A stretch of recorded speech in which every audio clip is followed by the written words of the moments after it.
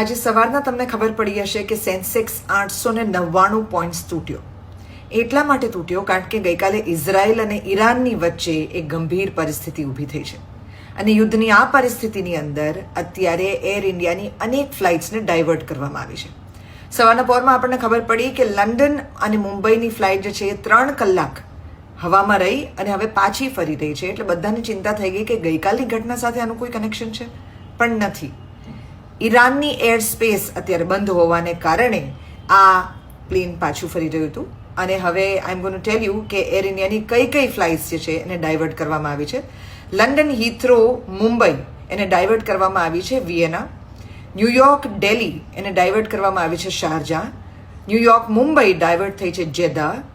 London Heathrow Delhi divert થઈ છે Mumbai.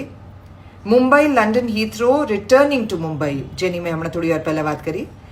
Mumbai, New York returning to Mumbai, Delhi, Washington returning to Delhi, New York, Delhi diverted to Vienna, Vancouver, Delhi diverted to Jeddah, Delhi, New York diverting to Frankfurt or Milan, Chicago, Delhi diverting to Jeddah, London, Heathrow, Bangalore diverted to Sharjah, Washington, Delhi diverted to Vienna, Toronto, Delhi diverted to Frankfurt, અને Delhi Toronto returning to Delhi. આટલી air ઇન્ડિયાની flights છે. Of course એ લોકોએ પોતે જ story મૂકી છે that we regret this inconvenience cause to the passengers etcetera. અને refunds or cancellation or complimentary rescheduling is also being offered for the guests who will opt for it. તો આ વાત તો ચાલી જ રહી છે.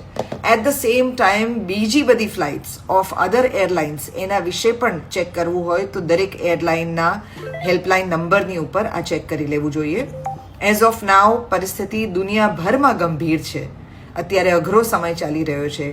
I really hope that we all hold on to our selves, our peace and our calm at this point. Devaki કે સાથ, જનહિત में जारी.